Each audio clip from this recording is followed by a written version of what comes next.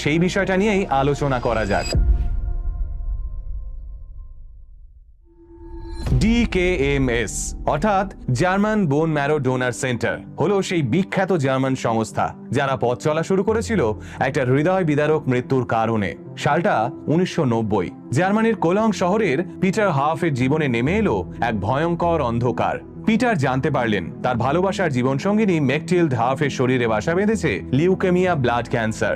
ডাক্তাররা পিটার হাফকে স্পষ্ট জানিয়ে দিল এই পরিস্থিতি থেকে মেকটিল্ডকে বাঁচানোর একমাত্র উপায় বোন ম্যারো ট্রান্সপ্লান্ট। কিন্তু আজ থেকে 35 বছর আগে ডোনার কোথায় পাবেন পিটার? তবুও তিনি হন্যে হয়ে ডোনার খুঁজলেন। হাতে গোনা কয়েকজনকে পেলেও তাদের সঙ্গে মেকটিল্ডের পিবিএসসি ম্যাচ করলো না। টানা 1 বছর ধরে নিজের ভালোবাসার মানুষটাকে চোখের সামনে কষ্ট পেতে পেতে মরতে দেখলেন পিটার। হ্যাঁ, 1991 সালে উপযুক্ত ডোনারের অভাবে মারা যান মেকটিল্ড। স্ত্রীকে হারানোর পর পিটার হাফ শপথ নেন তিনি এই পৃথিবীকে একদিন ব্লাড ক্যান্সার মুক্ত করে তবেই ছাড়বেন। সেই লক্ষ্য নিয়েই 1991 সালে ফিজিশিয়ান গেরহার্ড এনিংহারের সঙ্গে মিলে পিটার শুরু করলেন DKMS, যার ফুল ফর্ম ডয়েশ নয়েনমার্ক স্পেন্ডারডেটির, মানে German bone marrow donor centre. সেই সময় এই স্টেম সেল ডোনেশনের কনসেপ্টটা ছিল ভীষণই নতুন, লোকেরা ভয়ও পেত। তাই পিটার হাফ সাধারণ মানুষের এই ভয় কাটানোর জন্য একটা মুভমেন্ট শুরু করলেন। প্রথম ড্রাইভেই চূড়ান্ত সাফল্য এলো। প্রায় 68,000 জার্মান নাগরিক সোয়াব টেস্ট করালেন। বছর ঘুরতে না ঘুরতে সেই সংখ্যাটা দ্বিগুণ হলো। একজন স্ত্রী হারানো স্বামীর ওই শপথ বদলে গেল ব্লাড ক্যান্সারের বিরুদ্ধে নিঃশব্দ বিপ্লবে।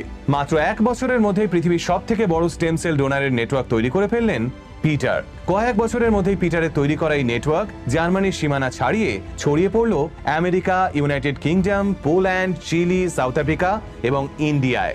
এই মুহূর্তে DKMS এর ডোনার তালিকায় 13 মিলিয়ন অর্থাৎ 1,30,00,000-এরও বেশি মানুষ নাম লিখিয়েছেন।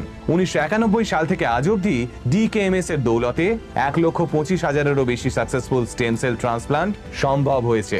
উই ডিলিট ব্লাড ক্যান্সার অর্থাৎ আমরা ব্লাড ক্যান্সারকে মুছে দিই। হ্যাঁ, এটাই DKMS এর ট্যাগলাইন। আর এই লক্ষ্য পূরণের উদ্দেশ্যেই এগিয়ে চলেছে DKMS।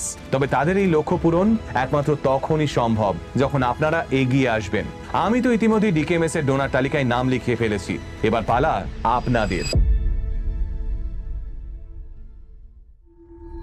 এই মুহূর্তে ভারতবর্ষের জনসংখ্যা প্রায় 150 কোটি, আর DKMS এ রেজিস্টার করা ভারতীয় সংখ্যা মাত্র 2 লক্ষের কাছাকাছি, অর্থাৎ মোট জনসংখ্যার 0.01% কাছাকাছি। কিন্তু ভারতবর্ষে প্রতি বছর 1 লক্ষাধিক মানুষ আক্রান্ত হন ব্লাড ক্যান্সার, থ্যালাসেমিয়া এবং ব্লাডের বিভিন্ন ডিসঅর্ডার জনিত রোগে। তাহলে বুঝতেই পারছেন ডোনারের নিরিখে পেশেন্টের রেশিওটা। ভারতবর্ষে মাত্র 3,000